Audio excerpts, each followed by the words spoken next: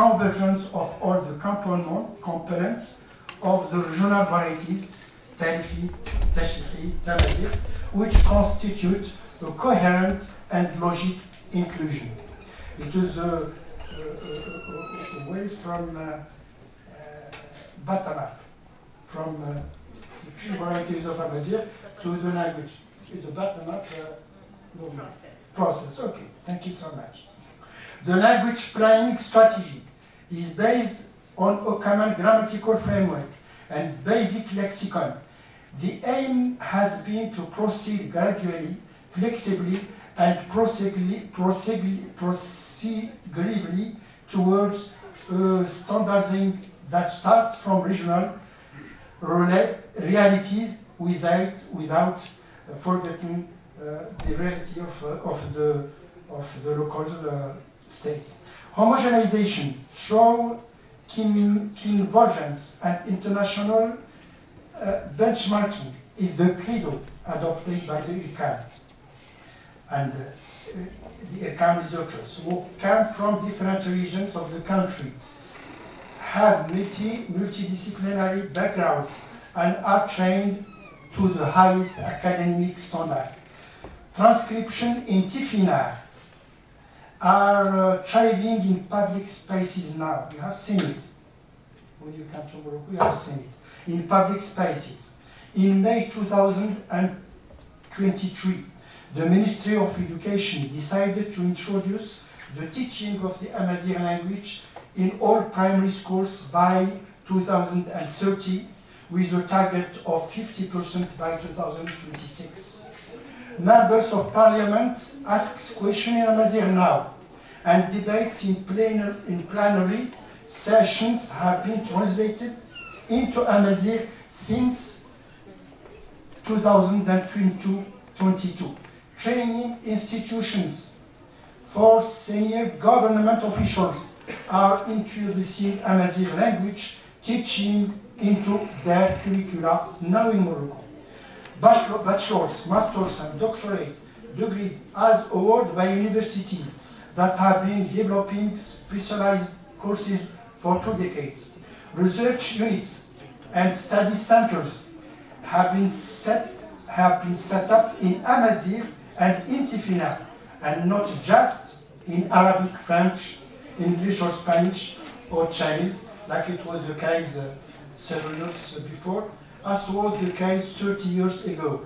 Courses are taught in Amazigh are not just about Amazigh. They are taught in Amazigh, not only about Amazigh. Of course, all this work, supported by the institutional and political arsenal, gradually put in place since 2001. It's confronted with the challenge of the socio-economic language market, where competition is relentless. This renaissance and development of the Amazigh language has created in Morocco an environment and a context in which all Moroccans, Arabic-speaking or Amazigh-speaking, are reappropriate their culture in all its variants and its heritage, linguistic, artistic, social, and political dimensions. All these above institutional and political achievements are certainly important, but they can't remedy the damage caused by the marginalization of the language and culture in all its diversity, in all its many dense, multifaceted ramification, nor the damage done into intangible social and local dimensions, whole suites of the language and cultural diversity of each region, each family, each village, and each traditional community have been lost or destroyed forever assumed. In conclusion, despite all these achievements, the two official languages are totally dependent on the language markets and the players in the globalization process, which is dominated by the languages of scientific, technological, and digital globalization.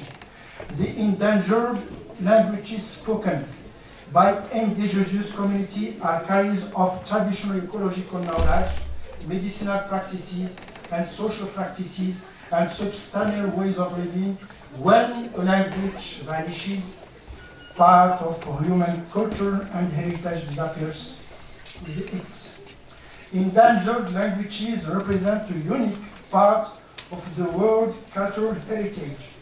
Their protection is not only a matter of linguistic diversity, but it is, first, cultural diversity as well.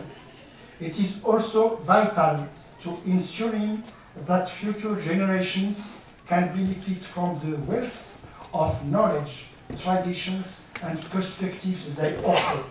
Nowadays, endangered languages are facing various threats, including cultural assimilation, economic pressures, and the domination of more widely spread languages.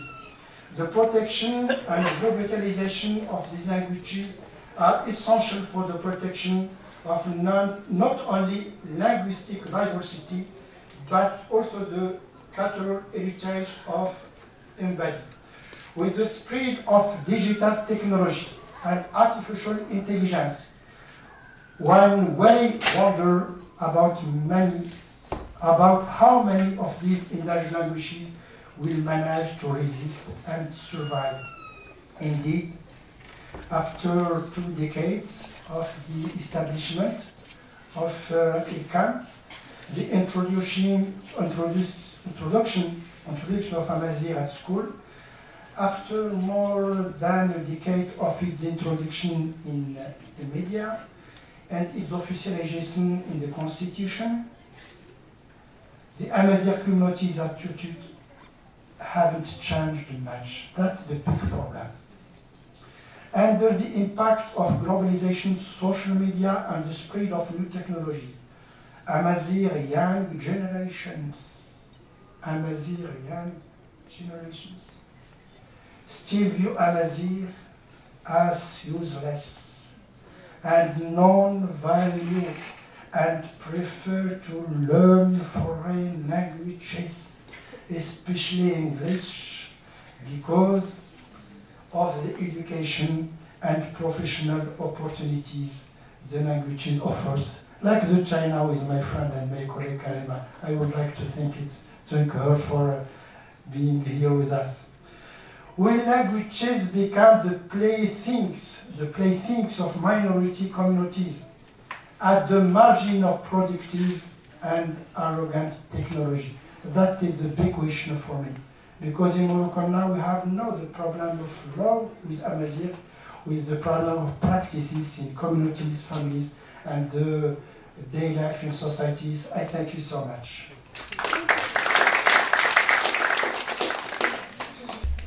Thank you, Dr. Khrouz, for your talk, really, where you try to actually go over the evolution of the status of Amazigh in Morocco, and telling people who are not aware. I think that's a very interesting talk, because people who are not familiar with the Amazigh case really got a clear idea about its evolution and how things are now, at what level they are now. Of course, as you may have noticed, I thank him very much for the effort he has made to speak in English. Actually, his working language, he would have been, I'm sure, more at ease in French or in Arabic, but I imposed on him to speak in English so as to really, and it was clear, very straightforward, and I hope that you have all enjoyed listening to him. So as he concluded, I really captured one of the things he said, and because I myself have been working on the Amazigh language since the 80s, so it's 50 years actually. I'm still young, yeah. I started very early, yeah. So for 50 years I've been working on Amazigh language, starting from my MA at the university, and I can tell you that I haven't noticed much change in the attitudes of communities. On the opposite, some of the communities that were more protective of the Amazigh language, and I would like to refer to the south of Morocco, especially in the case here with me that we are exploring with a former doctoral student of mine who is now a university professor. Even the areas that were protective of the Amazigh language are now giving up the Amazigh language, and you have parents are no longer transmitting the language to their children. And this is actually, according to the experts, this is the main symptom of Amazigh language endangerment. When language transmission stops, natural language transmissions from one generation to the other stops. This is the evidence, the concrete evidence that the language is on its way to being lost. Of course, there are already Amazigh communities that have lost their language, but of course, despite the achievements achieved, or the changes in the attitudes, the official attitudes, the introduction at school, but we can say, what introduction? Even when we take initiatives, we should also evaluate how efficient these initiatives are. For instance, the teaching, we have had an evaluation of the teaching of Amazigh, and the IRCAM itself has declared that the teaching of Amazigh was a failure. It didn't succeed to achieve its goals. And of course, as we see, the officialization of Amazigh itself was established in 2011, and until now, not much has been done to implement it side by side with the modern standard Arabic. So, as Professor Khrouz mentioned, the change in the attitudes or the authorities' attitudes does not lead to a change in the community's attitudes. And again, one important thing is that when a community is not interested in maintaining or revitalizing its community language, nobody can impose it on it. No matter what the IRCAM is doing, the school is doing, if the Amazigh communities parents do not take the initiative to transmit the language naturally from one generation to the other, we will reach a situation where we will have again a diagnostic situation between community language, everyday Amazigh language, and the standard form of the language, which actually, where we have actually listened to kids saying, this is what I say in my language, but this is what they say about speaking about the standard form of the language. So you see, this is exactly what is happening, and I think that Amazigh communities should really react, and if anything should be done, it's via the communities that speak the language. So I would like to just excuse, we would like to excuse ourselves for our colleagues following us on Zoom. We have, because an audience as well, of course, but they are here with us. They have seen everything. The people on the other side of the virtual world don't see all what is happening. So we started a bit late, and of course, this is the first keynote speaker, and we will maybe open the floor for... Can I say a couple of things? Sure. Thank you. It's been fantastic week because you covered, just by taking one case, which is the case of Amazigh, you have covered a wide range of the topics which are actually in the theme of the conference. And you can say this is a very good example in which actually we're talking about different themes, but they're all linked up, and in this case they're all linked up in one specific language. I have to say that the case that he's described, which is the Moroccan case, is actually practically the same, or at least very similar, everywhere in North Africa.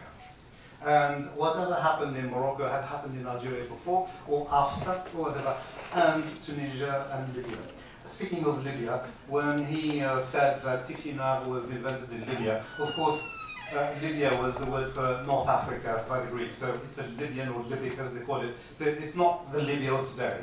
It was created in Libya, meaning it created North Africa a long time ago. This is just little things. And then, when talking about Tifina, it reminded me also something else, which is it was adopted in 2003 Our conference in Morocco, in Agadir, was in 2001, and in the middle of the conference, a group of our Moroccan colleagues left Agadir to come to Rabat because they had a meeting with all the government officials and the institutions in order to discuss the status of basically the script to be adopted by Berber. And this is the time when they realized that actually a lot of people, some of the Arabists, didn't like the French, the Latin script.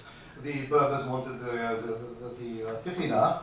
And then finally, they said, well, instead of the Latin or Arab, or rather, or the Arabic script, let's take Tifina. In Algeria, it's exactly the opposite. They don't want Tifina. They're allergic to Tifina. Sorry? It's a royal decision in Morocco, exactly. Whereas in Algeria, it's anathema. If you say Tifina, they all run away or they're captain, etc. Just to say, because you mentioned something about there is one side there is politics, and the other there is the communities, the linguistic communities. Each one is capable of positive acts and negative acts. The communities, as he just said, abandon their own languages sometimes. They do more harm to their own languages than other outside communities. And you mentioned because they choose what is traditionally called in this area la lingua del pane, the language of bread. They follow the language which will allow them to survive. I don't call it live, but that's the thing. That's true. They follow that. But the politics can be negative or positive, and the community can be negative or positive, and then they're poor. However, rebirth and revitalization is the act of the community, but then with support from the political institution or whatever. So the politics, you don't have to go back to Machiavelli, that's not things. But you mentioned one thing which to me was quite new, and I really liked it. You said languages and civilizations die from purity. I'm sure when you spoke, we can hear the quotation marks, purity, because a lot of people would interpret it as the exact opposite, impurity. Purity meaning, the old adage, one state, one religion, one language. We know which government, that's precisely the most dictatorial or the most authoritarian governments which have adopted that. But this is recent. And, however, perhaps in the 16th, 17th century, it was a positive act too, because a lot of kingdoms were all spread, there was no communication, and we were talking about uniting the kingdom, for instance. Recently, President Macron in France has opened a new institute of French, the French language. At Villers-Cotterêts. Well, it spreads to francophonie. It's the French of anyway. But the reason for that is that Villers-Cotterêts was the place where King François Ier in the 15th and 16th century decreed that the language of French, of the Loire Valley, basically of things, would be the national language of the kingdom. So it's probably one of the first official acts of creating a national language. It's great because as far as he's concerned, it united all his subjects. However, it killed Occitan, it killed Breton, it killed all the other languages. So when we say purity, what it means is that one state it separates oneness. The language is pure, it doesn't have anything. So you remember Hitler used to do that, the Nazis used to do that for German. Clean up the language, have purity, get rid of all the interferences from others. But, so we talk about one, unite the kingdom, but then it happens that it does exactly the same. Because unite it, that means you clean it up, and in some cases we talk about ethnic cleansing. It's the same thing in linguistic cleansing in many ways. It's the oneness. In Algeria they used to call it unicity, and that's the thing. Because you mentioned in North Africa, when we're talking about the rebirth, I have to remind people that the first spring that took place was actually the Berber Spring in 1980, which started in Kabylia, but has become a pan-North African things now. Now, of course, we have to invent all sorts of other springs in order to set the balance. But so I think you put your finger on it, but you put probably 10 fingers on these issues, and so we have to remember that all these things go back to what the communities have to take charge of their languages, but then the political will has to follow from them first, and then from the institutions. Thank you. Perhaps we were very late, but I'm sure a lot of people would probably want one or two questions. I don't know. So. maybe. Can you take one or two questions? One, If, more. unless. Yeah. Yeah. Step.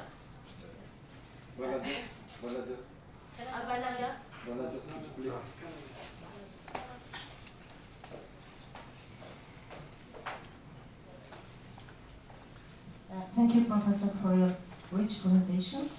I would like to mention the difference between written and oral languages. The fact that the language is written is a privilege because we have a lexicon, we have grammar, we can teach it, etc. But we have some languages that doesn't have this privilege. And we have also, in this case, the burden of learning or relearning, in the case of Berber, for example. So, how is the situation for Morocco? The situation is a complex one, and because the problem is too big. I was in the board of ILCAM when this question had been discussed. I was in the Ministry of Education, and after I was in the Commission for the National Council. We have discussed about all these issues. The problem in Morocco is first, we have political problems, our problems as Moroccans with languages, because it's the same case in Algeria, for instance, because here we have no problem between Arabs and Amazighs. All Moroccans are so just Moroccans. they are Moroccans. I am Moroccans. I am a Moroccan. I am Arab. I am Berber. It's true. It's true. So when I speak or I try to defend Amazigh language, I try to do it not because I am Amazigh, because I am a Moroccan people. And in Morocco, we has not this problem. We has not this problem. It is important for us. Second one, because we have Darija. For me, it's a language.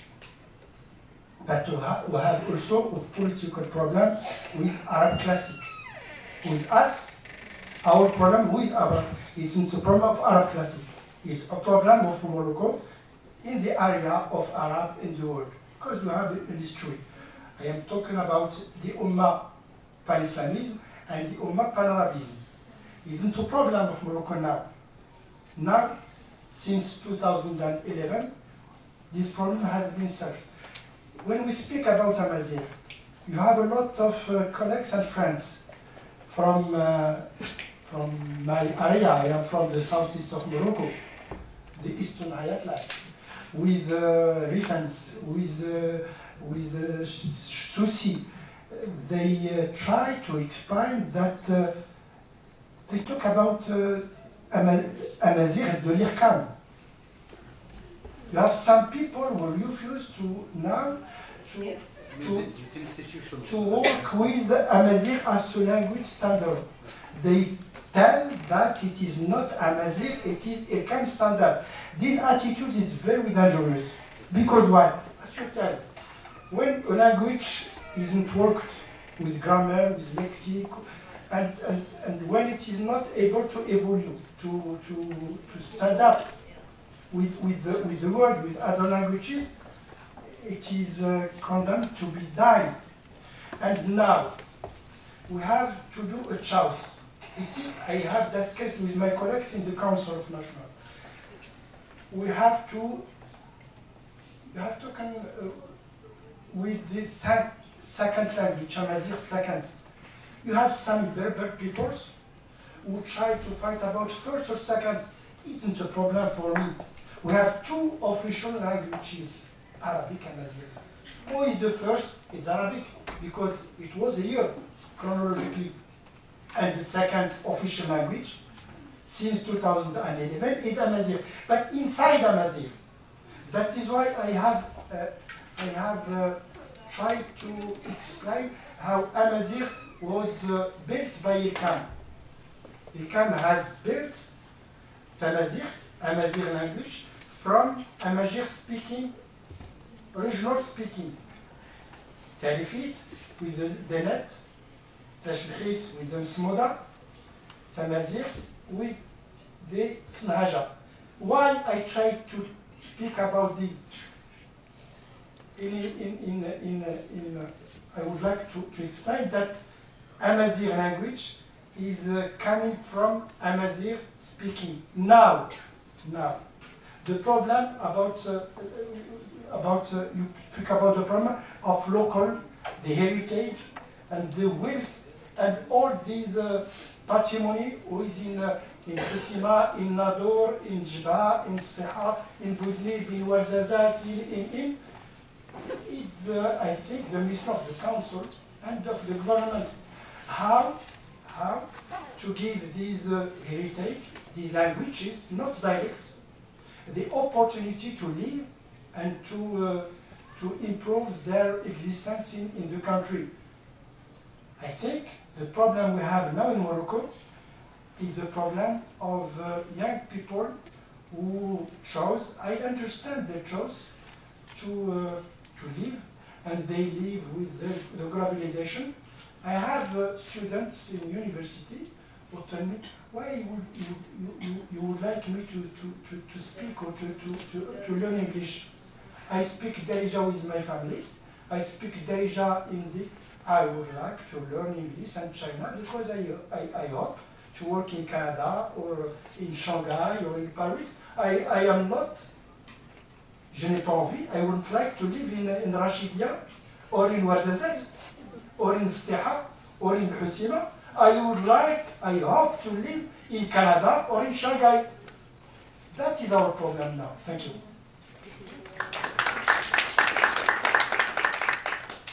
We are going to take one more question because we are really, oh my God, see how many questions we have? Yeah. The conference is coming after it.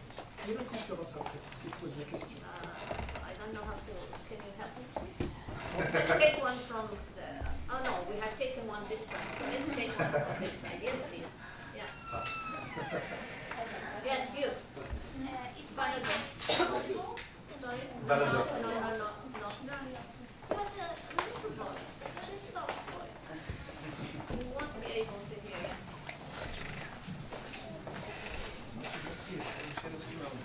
Thank you so much. First of all, I would like to thank you for this amazing presentation. I am Amazigh. I come from Khrouz, but I just wanted to reflect on the situation of the language, Amazigh language, because I live with my grandparents in the same house. They speak Amazigh. My parents speak Amazigh. I don't speak Amazigh.